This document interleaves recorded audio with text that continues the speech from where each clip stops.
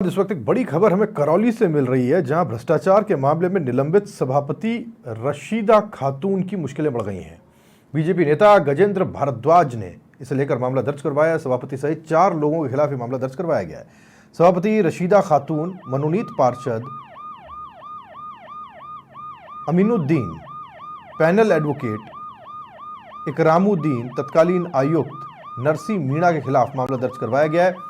फर्जी पट्टा जारी करने के मामले में यह मामला दर्ज करवाया गया है। एफआईआर में शिव मंदिर क्षतिग्रस्त करने का भी जिक्र किया गया, यानी कि ये अपने आप में एक गंभीर मामला हो जाता है और इसे लेकर बीजेपी नेता गजेंद्र भारद्वाज ने इस मामले को दर्ज करवाया है। किसके खिलाफ? निलंबित सभापति रशीदा खातून के खिलाफ। साथ में कौन कौन है? नामजद मुकदमा है, 4 लोग रशीदा खातून के साथ में नामजद किए गए हैं। इसमें एक मनोनीत पार्षद अमीनुद्दीन है, वहीं इकरामुद्दीन है, तत्कालीन आयुक्त नरसी मीणा है और तीसरी खुद अमीना खातून, रशीदा खातून है। पूरा मामला क्या है, ये थोड़ा सा पेचीदा और समझना ज़रूरी है। गजेंद्र भारद्वाज साहब हैं जिन्होंने इस पूरे मामले को दर्ज करवाया है, उनसे ही समझने की कोशिश करते हैं। बीजेपी नेता हैं भारद्वाज साहब, स्वागत है आपका। आप ये थोड़ा समझाइए मुझे, पूरा मामला है क्या और क्यों आपने ये मामला दर्ज करवाया है? तो साहब, क्या अंबेडकर तराई के पास में एक ये जगह है, हाँ, प्लॉट है। हाँ हाँ, इस प्लॉट में एक महादेव जी का स्थान था, हाँ, जिसका संभागीय आयुक्त कोटा से 97 में फैसला हुआ कि भाई महादेव जी का स्थान और उसका रास्ते के लिए जगह रहेगी। और वो उसकी कॉपी हमारे पास उपलब्ध है। इन लोगों ने क्या किया कि 2021 में एक पट्टा बनवाया। किससे बनवाया? नगर परिषद से। ठीक है। ये अमीनुद्दीन की मां तो सभापति है और अमीनुद्दीन ने पट्टा बनवाया था 2021 में। ठीक है। हाँ, और उसके बाद इसने क्या किया कि 22 में फिर से उसी जगह पर दूसरा पट्टा बनवाया।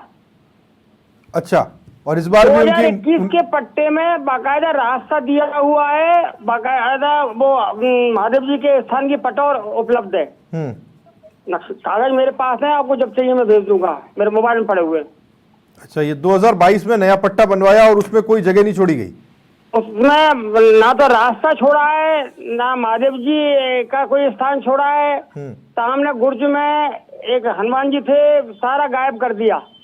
और ये आपका कहना है कि सभापति रशीदा खातून की मिली भगत से जो मनोनीत पार्षद है वो अमीनुद्दीन, इकरामुद्दीन और उस वक्त के आयुक्त जो थे नरसी मीणा, इन सब ने मिलकर किया? हाँ। अच्छा, और ये पट्टा किसके नाम पर जारी किया गया है? ये अमीनुद्दीन के नाम, अपने मनोनीत पार्षद सभापति पुत्र अमीनुद्दीन के नाम। यानी सभापति ने अपने ही बेटे के नाम पे 2021 में एक पट्टा जारी किया और दूसरा पट्टा 2022 में जारी किया। 2021 में भी पट्टा उनके बेटे के नाम जारी किया गया था और 2022 में उसके अंदर आमूलचूल और बड़े परिवर्तन कर दिए गए, जबकि 1997 जगह बढ़ाई है, 14 फुट एक तरफ, 2 फुट एक तरफ। ये असल में जगह थी किसकी? ये जमीन थी किसकी भाई? इसने जो जगह एक दूसरे आदमी से खरीदी, हाँ, उसकी साइज कम है।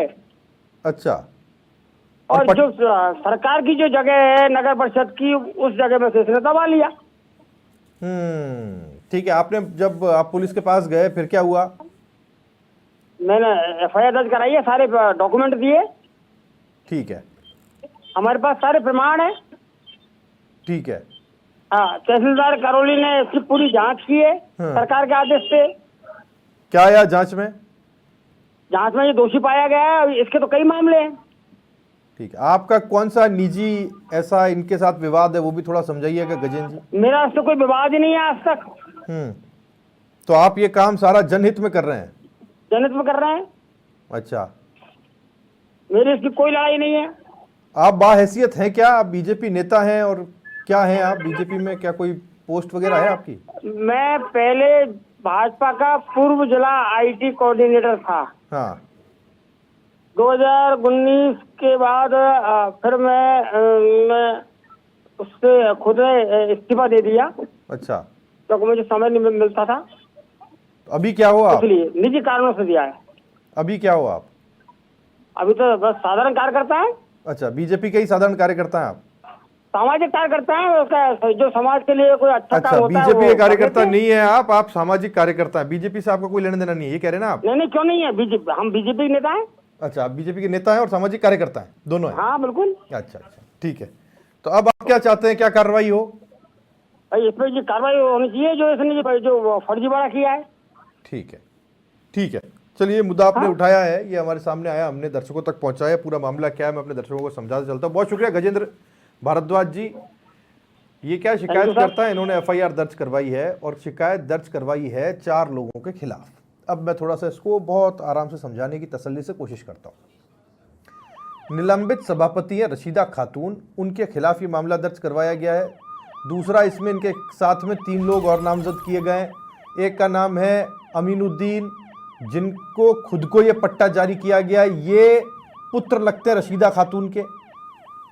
तीसरे हैं इकरामुद्दीन, और उस वक्त जो आयुक्त थे नगर परिषद के नरसी मीणा, उनको नामजद करते हुए ये मुकदमा दर्ज करवाया गया है। मामला क्या है, शिव मंदिर है, शिव मंदिर के पास में शिव मंदिर तक अप्रोच का एक रास्ता है। इन दोनों को एक फर्जी पट्टा, जो आरोप लगा रहे हैं, जारी करते हुए अपने नाम करा लिया गया। उससे लगती हुई ज़मीन खरीदी गई थी, किसके द्वारा? अमीनुद्दीन के द्वारा, जो रशीदा खातून के बेटे हैं। और रशीदा खातून क्योंकि उस वक्त सभापति थी, तो उन्होंने कुछ हेरफेर करते हुए 2021 में एक पट्टा जारी किया और 2022 में दूसरा पट्टा जारी किया, और उसमें ये हेरफेर किया गया, ये उनका आरोप है। जबकि 1997 में इस पूरे मामले को लेकर और उस पूरे स्थान को लेकर यह बात क्लियर कर दी गई थी कि ये शिवजी का मंदिर और ये रास्ता हमेशा बरकरार रहेगा, इस पर कोई कब्जा या कोई बेचान इसका नहीं हो सकता, सरकारी जमीन है ये। अवनीश पाराशर समाचार प्लस संवाददाता हमारे साथ जुड़ गए, जानकारी उनसे लेते हैं। अवनीश, अगर आपने ये सुना हो, मैंने जो समझाया, क्या सही समझाया या फिर कोई त्रुटि है? देखिए राहुल, इस वक्त की ये करौली की बड़ी खबर आ रही है और समाचार प्लस जो एफआईआर दर्ज की गई है उसकी एक्सक्लूसिव कॉपी अपने दर्शकों तक पहुंचा रहा है। जो भाजपा के वरिष्ठ नेता है गजेंद्र भारद्वाज, इन्होंने मामला दर्ज कराया है। और जो करौली की पूर्व सभापति, निलंबित सभापति हैं रशीदा खातून, उनकी अब मुश्किलें बढ़ती जा रही है। अभी बीते सप्ताह पहले ही डीएलबी ने उनको निलंबित किया और फर्जी पट्टे और पद का दुरुपयोग के कारण ही उनको निलंबित किया गया था। निलंबित से पहले उनको जो किया गया था, उससे पहले एक जांच कमेटी बनाई गई थी और जांच कमेटी में जो करौली के अतिरिक्त जिला कलेक्टर है उनको शामिल किया गया था। उन्होंने जब इन जांच की पट्टों की जांच की, तो उनमें भारी अनियमितता पाई गई, फर्जी पाए गए और पद का भी दुरुपयोग पाया गया। उसकी रिपोर्ट डीएलबी को भेजी गई, जिसके बाद डीएलबी ने इनको निलंबित कर दिया और उस सभापति पद के साथ साथ इनको पार्षद पद से भी निलंबित कर दिया। और आदेश में साफ लिखा गया था कि ये अगर पद पर रहेगी तो विधिक कार्रवाई को अवरोध कर सकती है। तो इनके तहत इसको वो किया गया। अब जो इन्होंने एफआईआर दर्ज कराई है, एफआईआर का जो मामला है उसमें साफ स्पष्ट शब्दों में लिख रखा है कि इन्होंने जो सभापति हैं, निलंबित सभापति रशीदा खातून, उनके पुत्र मनोनीत पार्षद अमीमुद्दीन, उन्होंने इस जमीन को खरीदा था और उन्होंने पास में एक शिव मंदिर को भी क्षतिग्रस्त कर दिया, उसको तोड़फोड़ कर दिया, जिससे सांप्रदायिक गंगा लोगों के सांप्रदायिक भावना को ठेस पहुंची है, हिंदू धर्म के लोगों को आस्था को ठेस पहुंची है। ऐसे कई यहाँ पर संगीन आरोप लगाए गए हैं। उसके बाद जो करौली कोतवाली थाना अधिकारी है सुनील कुमार, उन्होंने मामला दर्ज कर लिया है और मामले की वो खुद यहाँ पर जांच कर रहे हैं। आईओ उन्हीं को बनाया गया है। पुलिस भी इस पर बराबर मॉनिटरिंग कर रही है। बात की जाए फर्जी पट्टों की, तो अगर जांच होगी निरंतर तो कई यहाँ पर फर्जी पट्टे देखने को मिल सकते हैं, क्योंकि तत्कालीन जो अशोक गहलोत सरकार थी उन्होंने यहाँ पर पट्टा जारी करने की योजना चलाई थी। उस फर्जी पट्टे में यहाँ पर कई जगह पट्टे जारी किए गए। अभी निरंतर एक मामला दर्ज हुआ है। सूत्रों से पता चला है कि और भी कई मामले दर्ज हो सकते हैं। और जो शिव मंदिर वाला मामला, ये नया मामला नहीं है, जो तत्कालीन कांग्रेस सरकार में भी मामला उठा था, लेकिन कांग्रेस की सभापति होने के कारण यह मामला दबा दिया गया था। चूंकि अब भाजपा की सरकार चेंज हुई है, तो उसके बाद ये जांच कमेटी बनी, जांच कमेटी ने इनको निलंबित किया है। फिर यहाँ पर नए सिरे से मामला दर्ज किया गया है और मामले की जो कोतवाली थाना अधिकारी है वो तहकीकात कर रहे हैं, जांच पड़ताल कर रहे हैं और उसके बाद जो भी दोषी होगा उसके खिलाफ कार्रवाई की जाएगी। जी राहुल, ये अवनीश ऐसा लगता है ये तो एक मामला है जो मैं देख पा रहा हूँ। अगर किसी सभापति को निलंबित किया जाता है तो उसके पीछे बहुत बड़ा आधार चाहिए होता है। ऐसे आधार मौजूद थे और यही वजह थी कि डीएलबी की तरफ से निलंबित करने के आदेश जारी किए गए और उसके पीछे वजह ये दी गई कि ये विधिक कार्रवाई को या फिर जो भी आगे की प्रोसीडिंग्स होंगी उनको ये बाधित कर सकती है पद पर रहते हुए। ये माना जा सकता है कि ऐसे और भी कई बड़े खुलासे होने भी बाकी हैं, कई और मामले ऐसे सामने आ सकते हैं। इसमें तो बेनिफिशियरी सीधे सीधे उनका खुद का बेटा है जिसे फायदा पहुंचाया गया है। देखिए राहुल, जो जांच कमेटी बैठाई गई थी डीएलबी की ओर से और एडीएम को उन्होंने यहाँ पर नियुक्त किया था और उनके साथ कई जांच अधिकारी यहाँ पर नियुक्त किए गए थे। उन्होंने प्रत्येक पट्टा की जांच की है, तो उन्होंने जो लिखित में वहाँ पर आदेश भेजे हैं वो आदेश की कॉपी समाचार प्लस के पास उपलब्ध है। उसमें क्लियर लिख रहा है और उन्होंने जो पट्टे जारी किए गए उन लोगों से भी तहकीकात की और वो तो उन्होंने इन पट्टों को फर्जी माना, जिसके बाद ही डीएलबी ने इनके निलंबित के आदेश जारी किए। और अगर आगे भी जांच बढ़ती है तो कई पट्टे यहाँ पर फर्जी देखने को मिल सकते हैं। इसी के तहत जो डीएलबी है उन्होंने आदेश में साफ शब्दों में लिखा है कि अभी जांच जारी है, बराबर जांच जारी रहेगी और जो सभापति है रसीदा खातून अपने पद का दुरुपयोग करते हुए जांच को प्रभावित नहीं करें, इसलिए उनको सभापति और पार्षद पद दोनों से निलंबित किया गया है। और जो तत्कालीन सभापति हैं उनको भी इसी वजह से यहाँ से पहले ही हटा दिया गया था।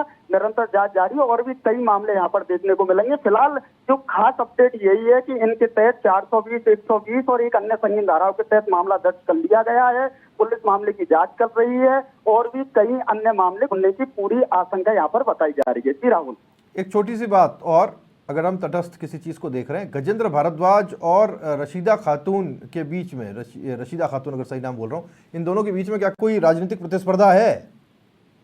देखिए राहुल, ये ऐसा कोई भी मामला यहाँ पर सामने नहीं आया है। जो गजेंद्र भारद्वाज है वो निरंतर यहाँ पर एक सामाजिक कार्यकर्ता, भाजपा नेता के रूप में यहाँ पर काम करते आए हैं और कई बार मैंने उनको देखा है कि यहाँ जो भाजपा की मीटिंग होती है उसमें अगर भाजपा की कमी दिखती है तो उन लोगों को भी यहाँ डांट के फटकारते या नाराज होते हुए दिखे। और इसी का कारण रहा था कि उन्होंने 2019 में जब शायद एमपी या एमएलए का चुनाव था तो उन्होंने कोई बात यहाँ पर कही होगी प्रत्याशी से और जब उनकी बात नहीं मानी तो उन्होंने तुरंत पद से इस्तीफा दे दिया था। उस समय वसुंधरा यहाँ पर सर्वे हुआ करती थी, उन्होंने उनको यहाँ पर अपने पद का इस्तीफा भेजा था। और उसके बाद भी इन्होंने कई यहाँ पर मुद्दे जो करौली के जटिल मुद्दे हैं वो उठाए हैं, चाहे भद्रावती नदी संरक्षण का मामला हो, चाहे करौली की जन समस्याओं का मामला हो, चाहे लाइट रोशनी व्यवस्था से जुड़ी हुई मामला हो, कई बार यहाँ मामले को उठाते आए हैं। और यही मामला है कि एक हिंदू धर्म से जुड़े होने के कारण या भाजपा के नेता सामाजिक कार्यकर्ता होने के कारण उन्होंने ये मामला दर्ज कराया है। इससे पहले भी उन्होंने कई बार यहाँ पर गुहार लगाई थी, लेकिन उनकी यहाँ पर कांग्रेस सरकार होने के कारण जन सुनवाई नहीं हो पाई थी। लेकिन जैसे ही भाजपा की सरकार बनी है अब उनकी जन सुनवाई होने लगी है। तो आज जो कोतवाली थाने ने मामला दर्ज किया है उसके बाद इनकी भी यहाँ पर जो पुलिस है उन्होंने इनसे भी पूछताछ की है और उसके बाद ये मामला दर्ज किया गया है। जी राहुल, बहुत शुक्रिया आपका अवनीश इस जानकारी के लिए। अवनीश पाराशर, समाचार प्लस संवाददाता, हमसे बातचीत कर रहे थे, जानकारी हम तक पहुंचा रहे थे। ये बहुत टेढ़ा मामला हो जाता है और जैसा कि अवनीश बता रहे थे टिप ऑफ द आइसबर्ग हो सकता है। ऐसे कई फर्जी पट्टों के मामले पहले भी हैं और पूरी आशंका थी इसी को लेकर के डीएलबी ने रशीदा खातून को उनके पद से हटाया था। अब इस मामले की जांच होनी है और अगर ये मामला पूरी तरह से सही पाया जाता है तो फिर इसमें बहुत गंभीर ये प्रकरण बन जाता है, क्योंकि रशीदा खातून के बेटे खुद अमीनुद्दीन हैं जो इस प्लॉट या इस ज़मीन के सीधे सीधे बेनिफिशियरी हैं और उन्हीं के ज़मीन को खरीदने के बाद आसपास की ज़मीन को कब्जा करने की नीयत से एक शिव मंदिर को क्षतिग्रस्त करने का मामला सामने आ रहा है। फिलहाल पुलिस इस पूरे मामले की जांच में जुटी हुई है।